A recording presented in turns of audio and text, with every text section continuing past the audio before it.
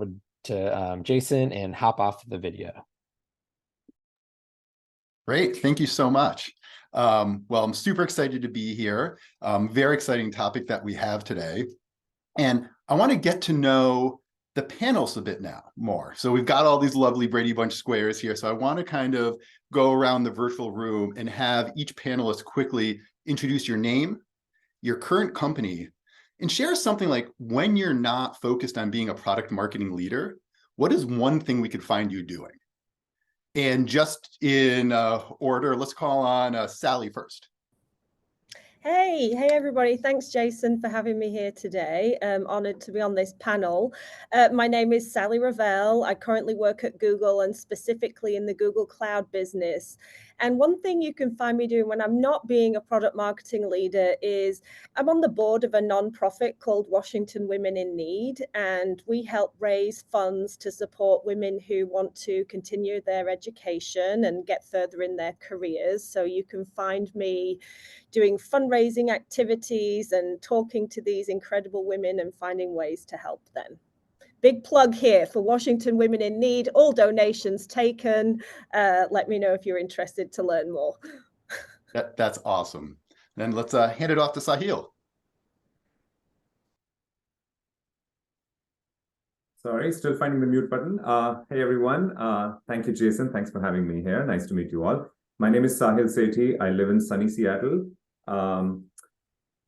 When I'm not working in product marketing, I love doing two things. I love hiking. I'm in the Pacific Northwest, so I love exploring one of the new trails around here, and I love playing board games. That's my jam. That's awesome. I would arguably both of those are more interesting than maybe what we do for a day job. But what's your current company? Where are you currently working? Yeah, I work for BetterUp.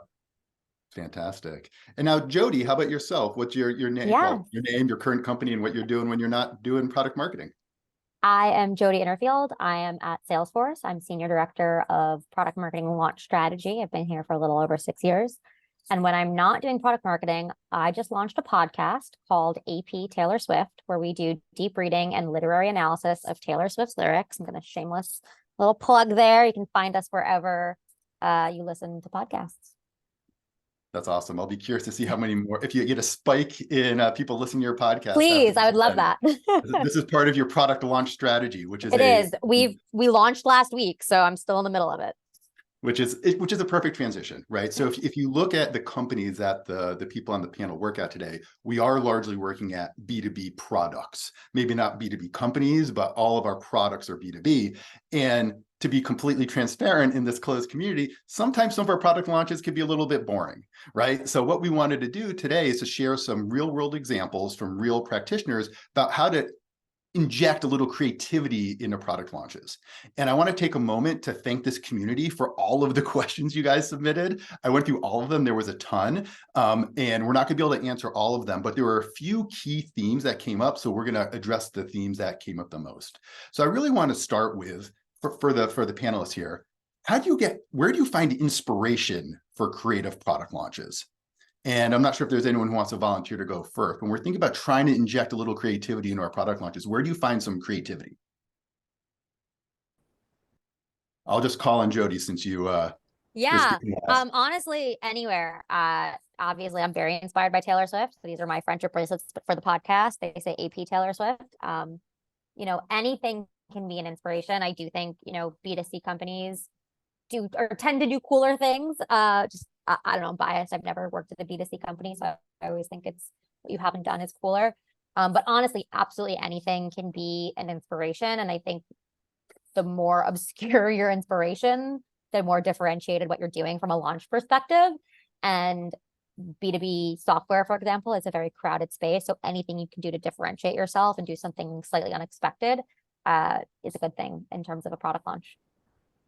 Sally, how about yourself? Yeah, I can pile onto that. Actually, when I was thinking about this question, the inspiration from B2C came up for me as well, because earlier in my career, I was in B2C and worked on things like Sonicare toothbrushes and baby products, and where we'd go and do like road shows in shopping malls and retailers. And and thinking about, actually, I have applied that in B2B when we've done launches and thought about, okay, so what's the roadshow angle here? Oh, well, we'll go to the top 10 computer science schools in the US and take the product on the road and get people to go play with it and do demos and do workshops. And so I think really taking that extreme inspiration from either your own personal experiences, previous business experiences, other product categories is always a really good way to go to kind of get that inspiration to do something a bit different that's beyond, you know, the blog, the website, a customer video type of thing. Have yourself, Sahil. I mean, all the great points have been addressed here, but yeah, you can find inspiration from anything and everything. We take a lot of inspiration from the B2C world. They're always ahead when it comes to creativity. You can find inspiration from other industries. I know some of us work for more technical, more developer-oriented, more infrastructure-oriented products. So we generally feel constrained in the type of things we can do. But if you just expand the horizons and see what the applications world is doing, you will find tons of creative ideas come from there that can be applied to your space as well. I actually find a lot of inspiration from watching international startups. I think there are companies out there in APAC and EMEA, maybe by virtue of the regional markets they go to, they do some really creative stuff, which we can emulate and learn from. In some ways, those markets are less mature, but in these things, they're actually way more mature than us. And so when it comes to activation ideas after a launch, there's a lot to learn there.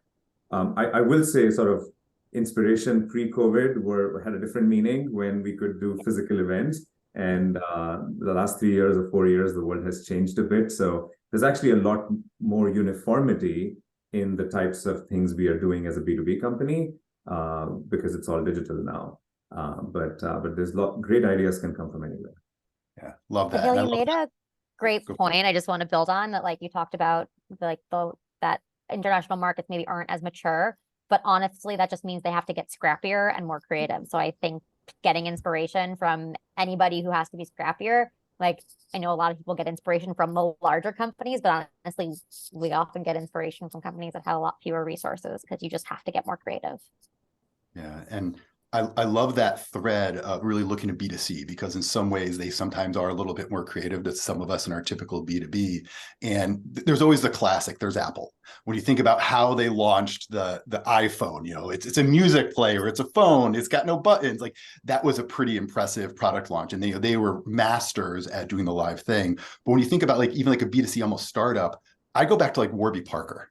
Right. I was very impressed when they did like their launch in the New York City Public Library and it wasn't an official thing. And then they went on tour across the United States in an old renovated school bus. Like their school bus rolled into, you know, the Bay Area and they just showed up like selling their eyeglasses. So that's kind of like a creative in person for some of those folks who might not have been aware. But I love the fact like there's all of this good inspiration from B2C companies. But let's take a slight shift to get a bit more specific, right? So what are some creative ideas that any of you have actually implemented yourself in a product launch, right? So something that you've actually been able to take and actually do. So I'll throw it out to the group for whoever wants to answer that. I can start. Back in 2021, I was leading a product called work.com, which was our employee experience suite of products. I'm talking, the product we launched was work.com well-being. So Sahil, in your wheelhouse, it never actually, when I say a launch, that's the other thing I should caveat. At Salesforce, we are famous for launching 3, 6, 8 months before something's actually launched. So when I say launch, we often mean announcement. So back in 2021, in the spring, we announced work.com well-being, which was a product that basically was supposed to help your employees with their mental, physical, financial, et cetera, well-being by like doing pulse checks and surfacing resources. And in addition to all the standard stuff that we did to announce this, we worked with our sales team to identify top 50 accounts and send out well-being kits, yoga mats, gratitude journals, scent diffuser, to let those top accounts know that we had this product. We didn't want to just rely on, you know, an ebook, a webinar, an event. We wanted to send them something physical that would help them with their well-being to help promote the product. So that's probably one of the most fun things that we did. Yeah, I can jump in. There's so many actually, and I think the common theme as I looked at the creativity is like being inspired by customers or the use case itself. And so one that really stands out to me is actually at my previous employer at AWS, we launched a product called Deep Lens, which is a deep learning enabled video camera to help developers get hands-on with machine learning. And this was like 6-7 years ago, before the current tidal wave of AI is going on. So it was like trying to help developers learn. And what we did with this was at reInvent was a surprise giveaway. So instead of everybody having to go buy this thing, like if they'd signed up to the workshop, they actually got the physical product by being at that workshop, and then created there and then hands-on, like the hot dog not hot dog model, and taking inspiration from pop culture to make it into something really fun and interesting. And then everybody was posting their models and what they'd built on social, and it instantly created its own flywheel. So like, knowing if you have the opportunity to and the budget and all of the things that come with that, to be able to get the product or service in the hands of your target customer, to really get them using it as soon as possible, and then tying it into something really fun that's going to create the buzz, like that is just the perfect sweet spot to be able to get something going with a bang. I love that idea. Love that idea. My favorite example is also from the pre-COVID times, and we've done lots of creative launches, but this one is close to my heart. But this is back in 2018, I believe. I was at Qualtrics. Among other things, Qualtrics created tools for market researchers.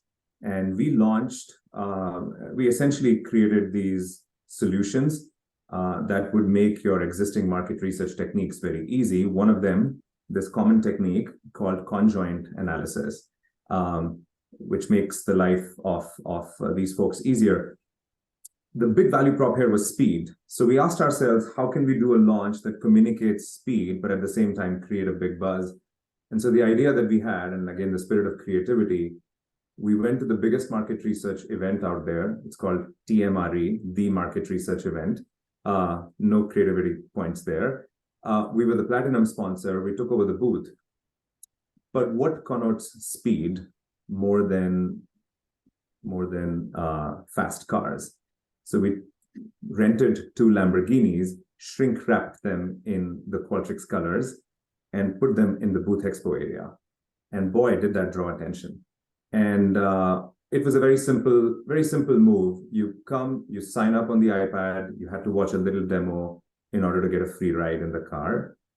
And the reason I like this example is because, we talk about like event activations and creating buzz. We achieved both. We not only created buzz in the community among those who were present, but enough PR, word of mouth, that everybody knew that Qualtrics had arrived with like essentially productizing a very traditional market research technique. And when it came to like things like lead capture, this is not a question of 50 people signed up or 100 people signed up. There were 700 attendees at the conference. We got all the leads, and we really, really spoke to the inner child of everybody who wanted a fast car ride, and got the word out there. But I call this example because it was a good combination of hype and splash, but also staying true to the product value prop, which is essentially about speed. And I think good creativity comes when you marry both of these ideas together. There's lots of great creative launches that sometimes get too much in the abstract world, or sometimes they can be boring speeds and feeds discussion. This was the right balance, and it worked well for us. I love those examples. Now I want to combine a couple questions just in the interest of time, so we can do that. So those are some really creative examples. But let's talk about like when you have a tight timeline, or you might not have the budget to rent a Lamborghini for a few days, right? Like you're budget constrained, you're time constrained. What are the core must-haves? What are those things that product marketers should prioritize when launching these products? Or like the absolute must-haves that they need to have?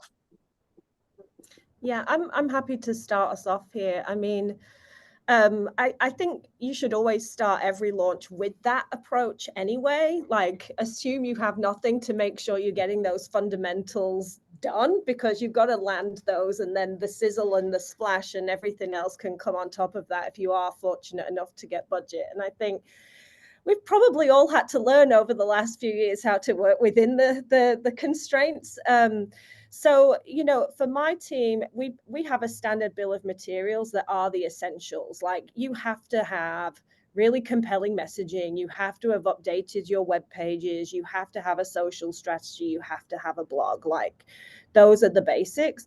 But I would say, like, take those basics and those must-haves to the next level, like, and think deeper and get creative on who your target audience is. So if you are addressing a developer, what are the ways that then, you know, the $0 ways, if necessary, that you can go reach that audience? So can you put something fun and engaging or gamified through like the developer communities? Can you get a developer evangelist to do a tech talk? Like, how can you leverage an existing program at Google Cloud? We have the Champions program. So it's that getting, do the general stuff, I guess, the foundational piece, and then get as specific as you can on your target audience and get super creative.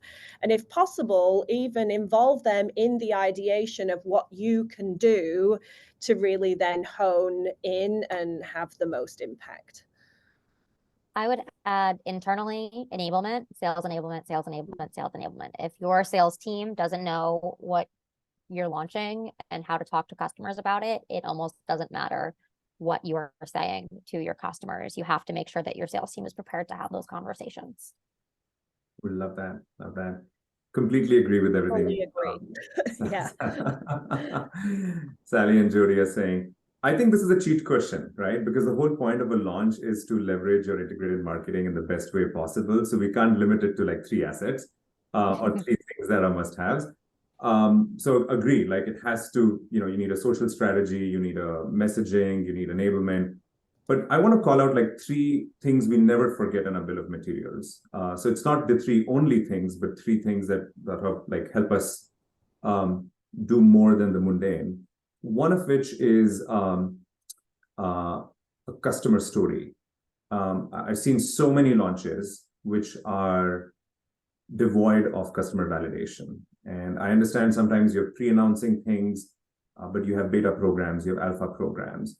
But the big difference between launching with and without a customer story is if you do it without, you're the one who are talking about yourself. If you're doing with, there's somebody else who's endorsing you. And that's a big difference in the minds of the audience.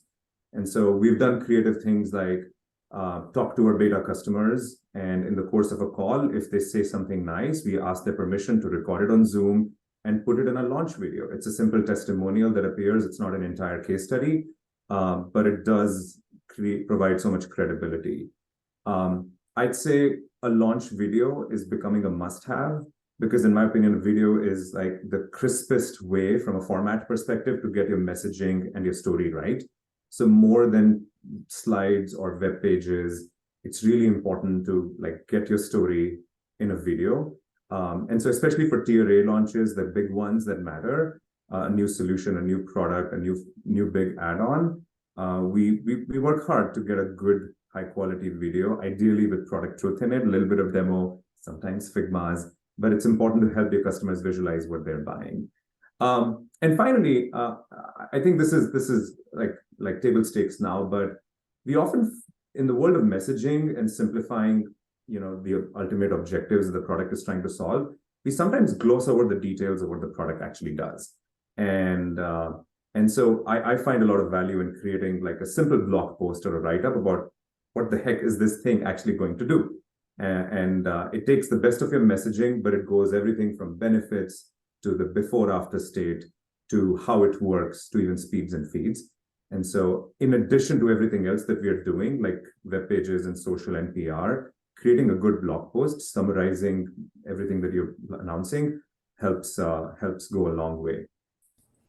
I just want to +1 to all of those things, but especially on the customer stories piece. And in fact, we're at this stage now where we won't launch without a minimum of 3 stories, and ideally 6. Like, you want that, you want a diverse industry story, or the personas and different use cases, and it's just so critical. And in fact, to your third point, Sahil, like, you can then even tie in the details of, like, you can take that story all the way down to the details of the product, so you're even getting to that technical depth, but through that customer use case. So they really are the gift that keeps on giving, in terms of not only having hopefully a great headline brand that you're talking to, a really great senior spokesperson, but then also telling that the detail of the use case itself.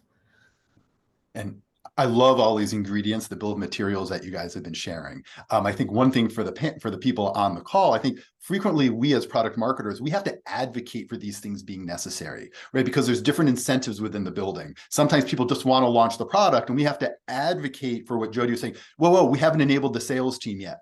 Or, hey, you know what? This would be so much more powerful if we have some sort of customer validation. So I think that's really important for everyone. Like, you're standing on firm ground, and you're hearing from some very seasoned leaders, like, that's the right thing to do. But sometimes, depending on your organization, that might not be the natural motion, because they just want to launch and get it out there. So I think what you're getting some arrows in your quiver to say, no, I've got some validation here. Like, we really should do this.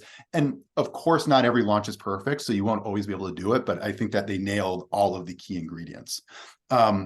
One thing I want to throw out there is I'm going to ask one more question that we received in advance. But for those of you on the call, please start thinking about if there's any live questions that are coming up, and please add the question to the chat. Don't use the Q&A function, just use the chat function, and we'll address as many of those questions as possible. So flipping back to one of the questions that we actually got in advance. So how do you effectively partner with product or sales or your executive team, whoever your most senior stakeholder is, to align on launch goals, right? It's sometimes people have made assumptions, and based on their role in the organization, they might have different goals that they personally care about, but to align on launch goals, like, how have you guys effectively partnered with these key stakeholders to align on goals? We have pipeline and revenue targets tied to all products, new features. And so it's pretty clear what the end for the year goals are. So for a launch, and now keep in mind, again, for us, a launch is an announcement. We actually don't have a product ready to sell. And Jason, you and I had this conversation yesterday. We also don't even launch the SKUs until the product is ready to sell. So there is no way for us to, not no way, we get crafty where you could do like hashtags in your opportunity record to say, to benchmark what your pipeline is from a launch.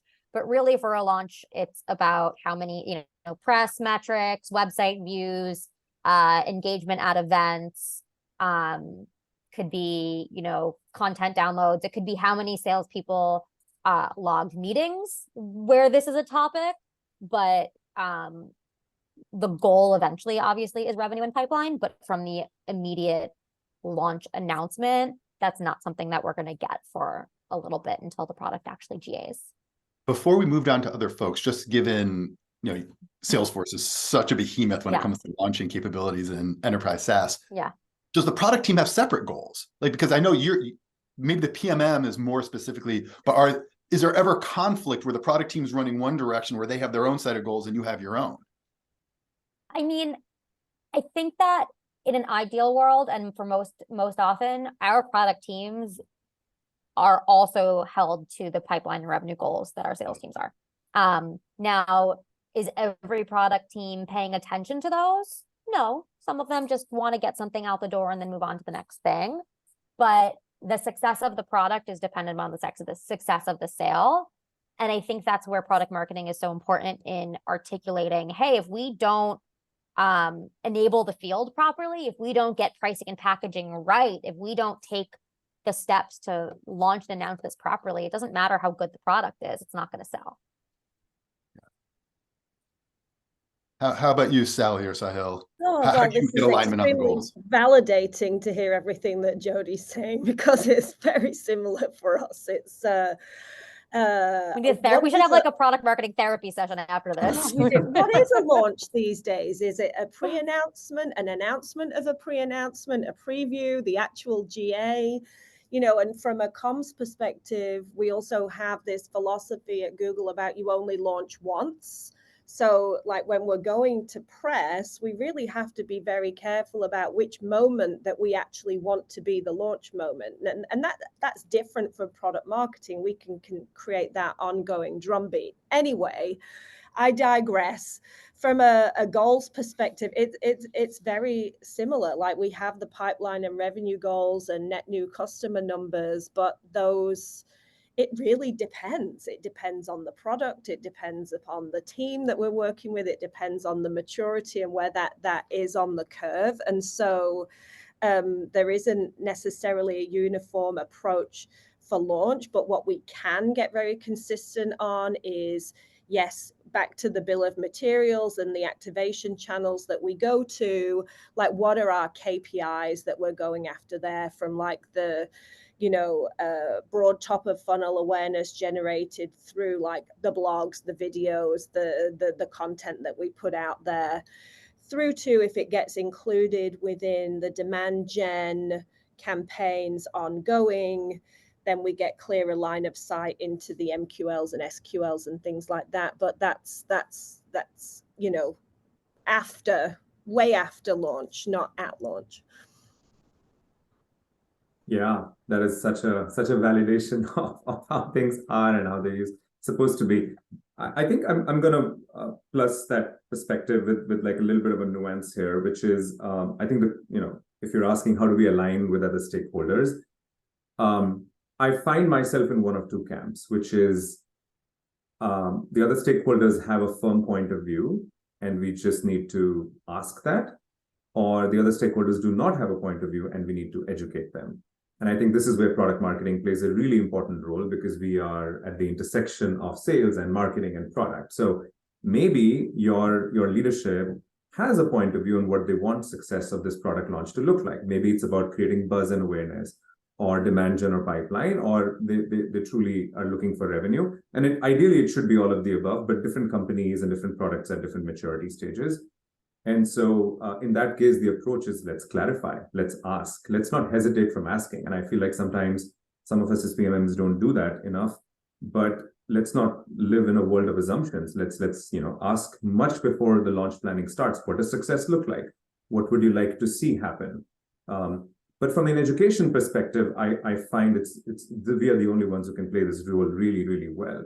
There are top of the funnel metrics, there are bottom of the funnel metrics. Sometimes launches are about neither. They're about driving usage and adoption for existing products. There are leading indicators like engagement and eyeballs and content downloads, and then there are lagging indicators like MQL. So I think we as product marketing need to play a little bit of an education role even within the company way before launch planning starts. And that's where real alignment comes in play.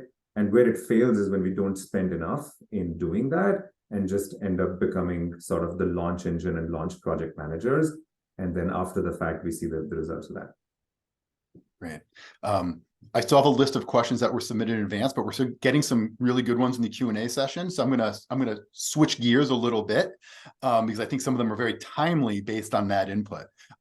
One in particular was like talking about this stakeholder question that was just answered. The question is, when should you go public with a product launch, right? Does it need to be a live event versus press versus sales enablement? That there's always a bit of push and pull between sales and marketing and product as to when something is really ready to talk about. And I think that, just to add on my own color, I thought there was an interesting dynamic between kind of the way Sally talked about at Google, you only launch once. And I've never worked at Salesforce, but I feel like when I've gone to Dreamforce, you guys announce and you announce and you announce the same thing multiple times. My PR and comms team, and I was like, did you know that Google literally says they only launch once, whereas our mantra is like launch, relaunch, launch, relaunch. Yeah. So we have polar opposites, but going back to the question itself, like, so when are you ready to go public? Like, and how do you think about it when something's ready to talk about externally? Sorry. Sorry. Go ahead. No, go ahead. My internet just cut out. Go ahead, Sally. Oh, no, I was going to, it's really sucky because I'm going to say it depends again. And so it depends on so many factors, right? So what's the competitive pressure in the marketplace? First and foremost, like in right now, you know, for our business in cloud hyperscalers, it's like who's launching what and how quickly can we get out there, and how comprehensive is our value proposition versus what's out there, and is this going to create a competitive advantage for us, and therefore, or a differentiator, we need to get that out as soon as possible. And so I'd say that's a major consideration. And the when, what I've learned over the last probably 10 years or so is really having those, you know, major launch moments where, you know, you are tied to a major scaled event for your tier one launches is awesome. Like that's where you're going to have the maximum impact. You're going to be able to engage analyst relations at scale. You're going to be able to engage the field at scale. You can engage PR and comms and the media at scale. But for anything other than tier one, it's really best to spread the love a little bit. So, you know, and one way we did this particularly at Next recently, our storage launches, we launched 2 weeks before the big event. And that enabled us to get like a ton of media coverage that if we'd done that during the event, it would have just been drowned out. And so being very thoughtful and strategic about like, what are really the tier ones and your tier 2, 3, or whatever your hierarchy system is,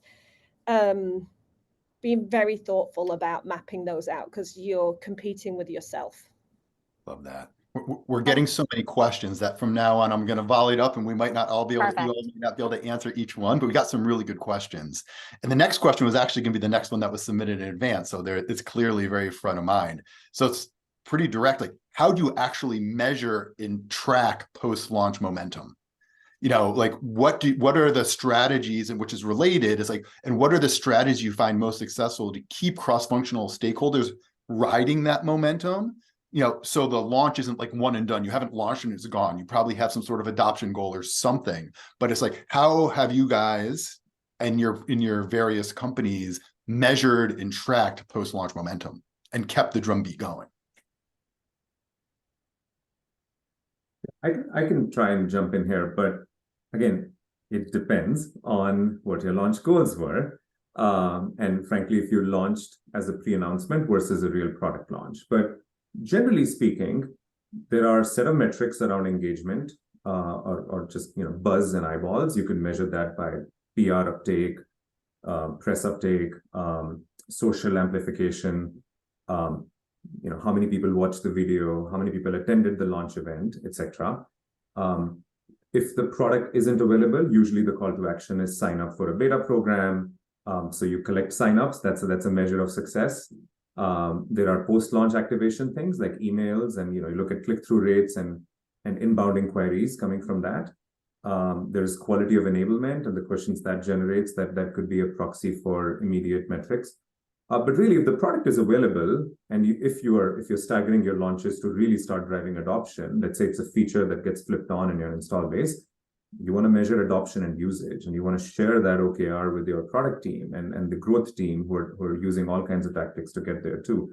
So in those circumstances, we actually keep like 30-day, 60-day, 90-day adoption metrics because, you know, launch in this case is step one to essentially driving fast adoption and a critical mass of users, and all the instrumentation for that should have been developed prior. So that's how we think about launches. You know, what is the launch? Is it a pre-announcement versus a real launch?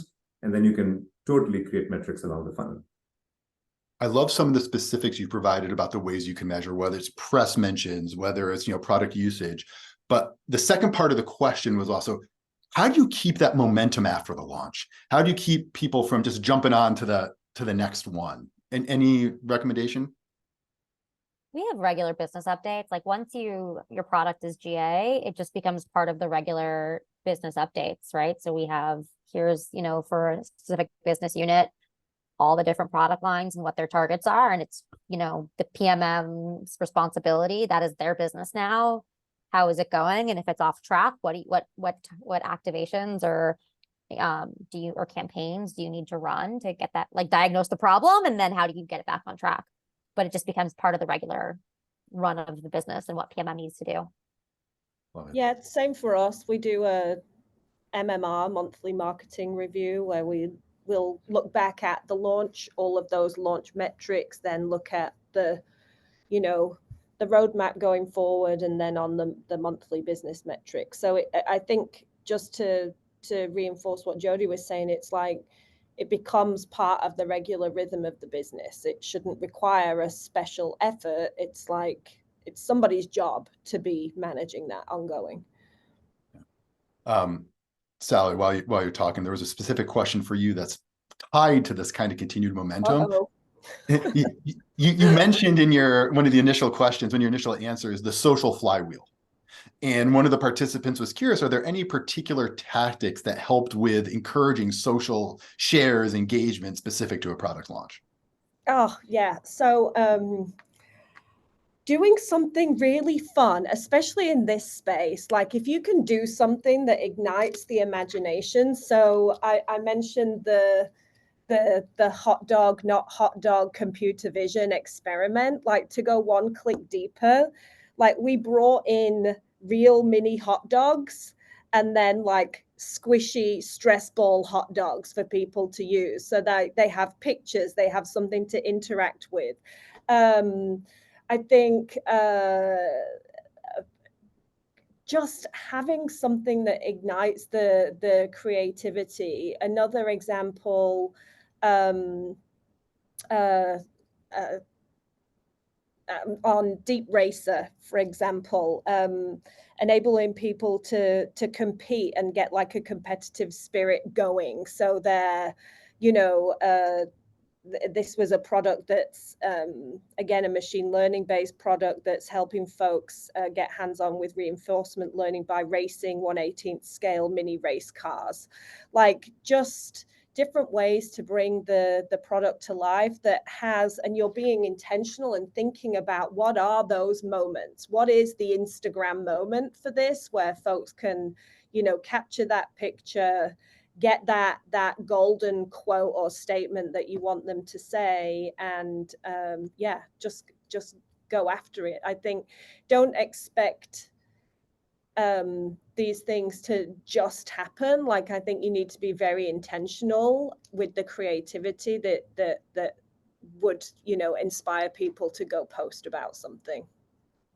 Love it. Any other tips from anyone else on the panel? I'd say, particularly on social amplification, this is where the B2C and the B2B worlds really intersect. And I'm a huge fan of video as an asset, because yes, we're B2B companies launching to B2B buyers, but from a social perspective, it is an individual human sharing on his or her individual profile. So how can we create a story that captures your value prop, but is worth sharing? And you know, many great B2B companies have done that. Google does that. I know Microsoft does that with the big launches. But how do you create stories which people want to talk about and create social amplification? There's a lot of AI washing happening right now, but some of that is very technical, but some of that is use case oriented, that you'd like to talk about and share and tell others about it. And I'm thinking particularly LinkedIn. I haven't reached Instagram yet in my B2B world, but yeah, that's the one sort of story format we often think about. But they're expensive, and it's really important to get them right. But never give up. That's if social amplification is your North Star, then absolutely think about videos.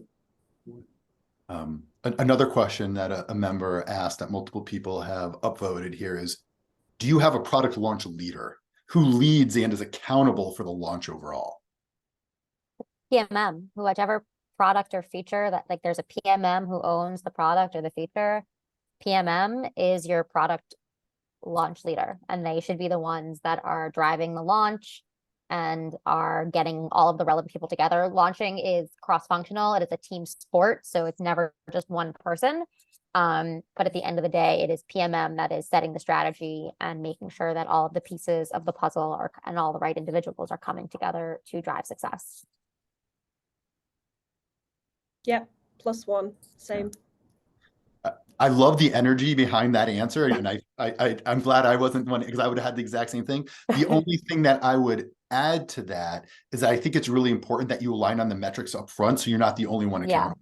So you're the launch and listen, leader, but you need your head of product, you need your, if there's a revenue person, a GM, whoever your revenue absolutely marching towards the same goal. And I said that with such emphasis because that's the life I've lived for the last 6 years at Salesforce. But being when I was at a startup, that was not necessarily, you know, there were 2 PMMs and the product team felt like they were the launch leaders. And now, yes, the product, like a product is the product team's baby. So I understand the desire for them to lead on the launch. But we talked about, especially in B2B, like if the thing doesn't sell, it doesn't matter how good the product is. And I think that's where PMM can come in and lead their expertise. That and be that connective tissue between the sales team and the product team. So I would imagine that question was asked because they're probably in an organization where product feels that they should be leading the launch.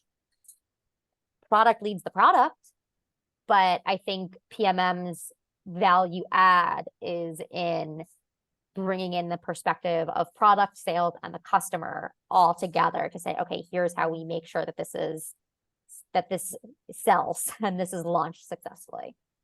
This is a perfect transition to a question that came in, is how do you carve out what specifically is the responsibility of PMM when there are distinct roles and functionals or various tactics? For example, social media, demand gen, copywriter. How do you carve out who does what? Yeah, we actually have a full launch activation checklist. So tricks with, you know, the lead times, the links, the purpose of the activation, which team is it? And, you know, really the role of the PMM is to work through line by line and connect with each of those teams to build the launch team and to get everybody on board. I think one thing about the PMM being the launch marketing lead, because as Jodi said, the product team are building the product, right? Is making sure that the PMM really does feel like more than just a program and project coordinator. Yes. Because it's really easy to slip into that role because we are so reliant on those cross-functional teams. And in the end, the number one thing that the PMM needs to deliver is the messaging and the value proposition that then feeds into all of that activation. So it really starts with the messaging and then bringing like the launch process together based upon like the messaging and aligning the activation to the goals that have been set for the launch. I would expand that to messaging, positioning, naming, and pricing and packaging. We actually have that at the very top of our launch bill of materials because basically everything else, like if you don't have those things, you're going to be a blocker for everything. And so pricing and packaging, because that's going to, for us, determine who's selling it, how they sell it, which is necessary for enablement. And then naming, because if you didn't name that name has to go everywhere. But yeah, I think like the PMM has to be responsible for that. That then sets the strategy, and then that lets everybody else be able to go and do their jobs. And the PMM has to do the project management of making sure things get done, but can also do it from a strategic perspective of making sure it's all aligned to the goals. Oh, also goals and KPIs are at the top of the bill of material. I'm getting a sense through some of the questions that we have people here working maybe smaller companies, maybe a Series A, so not quite a Google or a Salesforce, right? And so there's some desire for more real world examples of things that you can get the attention on a tiny budget. Like I think we've covered some of the things, but I just wanted to throw it out because there is kind of a question here. Can you provide any specific examples or creative ideas that you can get the attention when you don't have much of a budget? Social medias can be free, organic social. Yeah.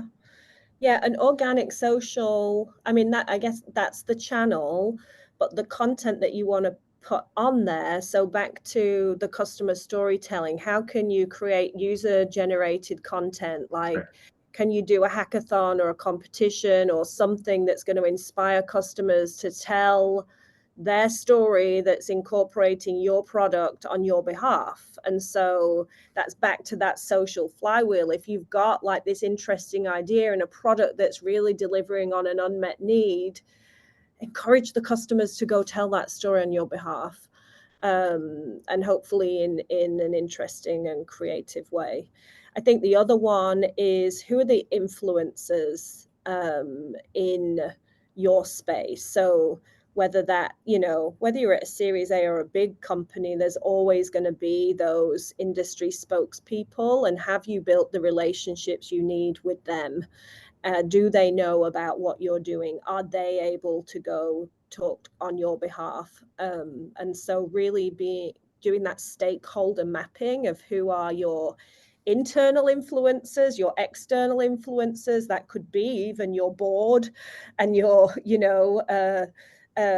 any folks associated with the industry, as well as analysts and press. So just really understanding who can go represent, I think is a good one. That's great. I'll add just on that point about small companies is I actually think smaller, if you're working in a smaller company with limited resources, it's supremely clarifying on what really matters.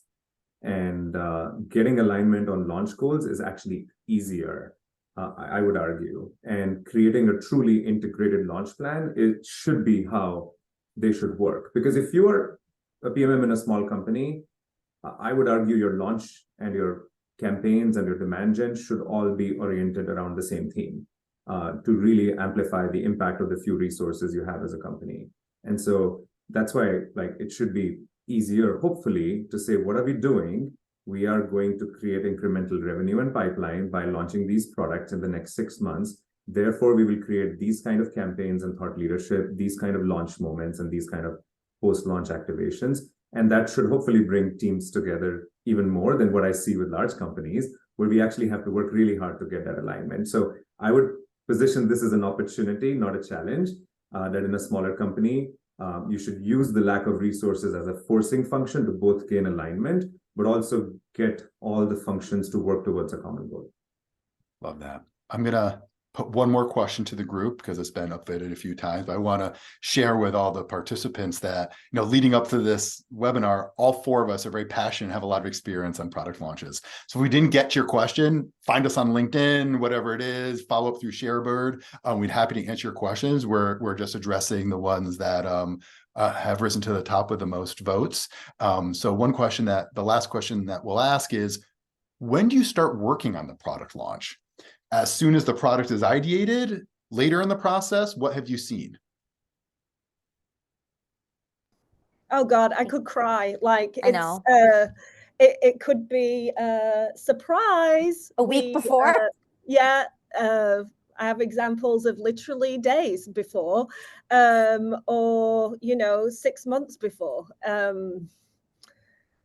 Ideally, like the minimum is like 4 or 5 months to really have that runway. But roadmaps move so quickly, things get reprioritized and changed. So I would say the key thing is in PMM is to be flexible, be agile, be ready to turn on whatever you need to turn on, manage your relationships with all those cross-functional teams. So when the next thing drops with only a week to go, you've got everybody on your side who can help you out. Like it's flexibility is really key. How much time you have will just determine what you're able to do. And so when I've had months, I've done focus group testing and naming research and all this stuff. At the end of the day, we could have also done it without that. Would it have been different? Maybe, I don't know. But really what changes is sometimes more time is not a luxury. It just means more time for changes and other people's opinions. So while in an ideal world, I'd love at least you said 4 to 6. I'm like 2 to 3 would be great. I'd take 2 months. It's just going to change what levers can I pull. You know, what activations do I have? How confident am I in my messaging? And how many people did I get to run it by before I got it out the door? I do love what you said. More time is not necessarily a good thing in terms of the changes. I agree with that, definitely. The only thing I might add, it's not directly tied to launches, but it clearly informs it. When you're coming up with the positioning, like who the target customer is for the launch, sometimes you might want to tie to an industry event. So you might have this idea at the beginning of the year, but if you're targeting the retail industry, you might decide in advance you're going to launch it towards one of the big industry events like National NRF, right? That's often when we've been able to push something off, is when we're saying, hey, actually, if we launch this now, we're missing this really big opportunity. Or, hey, we know our competitor has this event coming up. We're going to want to hold this so that we have some competing news.